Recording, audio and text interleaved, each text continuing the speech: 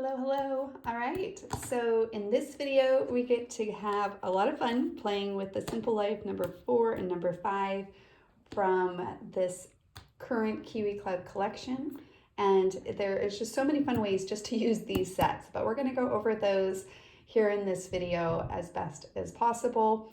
Of course, I encourage you to check out the digital idea book. It shows the various different ways how to use the stencils on these templates and much more.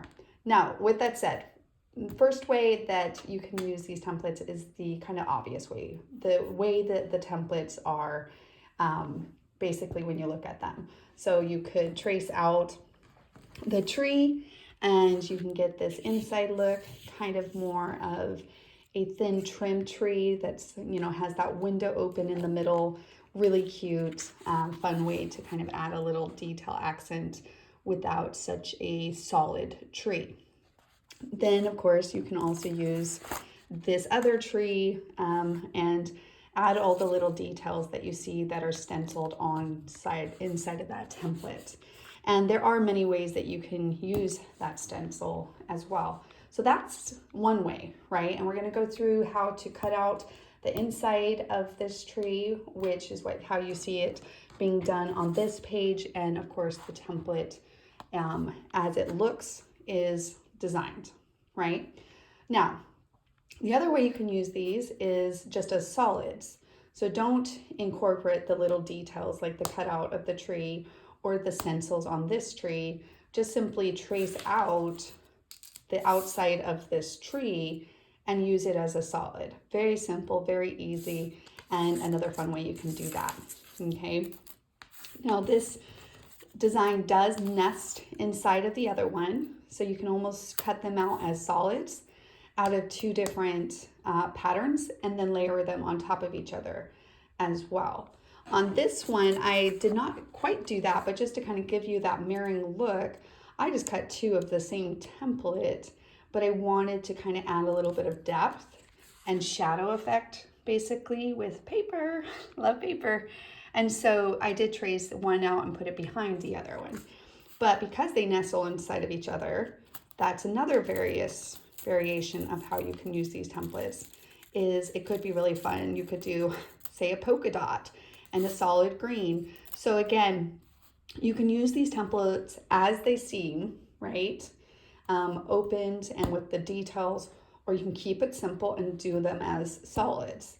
The details there are there just for variations and versatility purpose, and it can be a lot of fun. It just depends on the look that you're trying to go for and the effort that you want to put into your design, but that scale as far as interest or wants and needs is available just inside of these two templates. All right, so much fun. Now, I talked about using them as they are or as solids.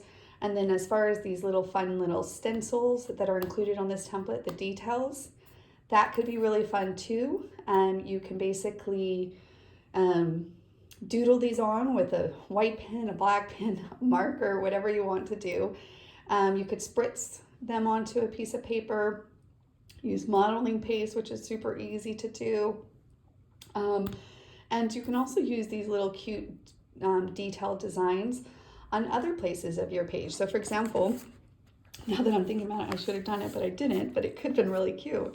I could have used, some of these stencil doodles and added some little details around this little photo mat that I did to frame in these pictures. That would have been really, really cute. So the ideas that come later, but the point is there are so many ways to utilize and play to create with these fun trees in this design. All right, so we're going to go ahead and jump in. I'm just going to kind of walk through some thought processes when I was cutting out these designs. I know we get a lot of questions whenever we have nesting designs, like how did you cut out that inside? Are you using an X-Acto knife? Really quickly, it's really basically I lay it up on my paper, always to the edge of the paper or whatever. In this case, I've already cut out a little bit of this 12 by 12, so it's no longer a true 12 by 12, but take your scraps of paper and then yes, the basic steps, right? Trace, cut, ink, replace apply here as well. So what you would do is you would trace out the outside edge, okay? And then you would trace out the inside edge. Now, when you're doing that, just hold it down like, you know, so with your other hand. I'm recording with one hand, so I'll walk you through the steps. But then you trace out the inside. Now, when you go to cut it though, all right, I always recommend cutting at like a little snip in or something like that. Usually when you snip, you could cover with paper, but honestly, even if you don't cover it, it barely ever shows. And actually, I'm going to show you that here in a moment. And so really what I'm doing is I'm snipping in with my scissors, and then I start the cuts on the inside. So we'll go through that here in a moment, but just to give you a reference point, actually, I'm going to pull it up really fast. I adhered it down. That's where I snipped on that design. But if you look at the picture and you look at that back, you really can't see that. And that's a simple way to accomplish the inside. Yes, you can use an X-Acto knife. Many of you guys have mentioned that. I don't. And I will continue to say that. I have tried it many ways, and it just continues to be most effective with what I have in hand, and that usually is my scissors. Now, I could have designed it just snipped on this side, and I did actually have a layer here that would have covered that. But in this case, I didn't. And usually I do cover it, but in this case I didn't. But I do want to express and showcase that that's not as, you know, prominent. Like you can't notice it as much as you think you can. So, but a basic snip in and then start your cut inside. So let's jump right into that step of cutting out the inside of this template, and we'll even go through some modeling paste on this one because that's another question I get often. All right, let's go jump right in and start creating.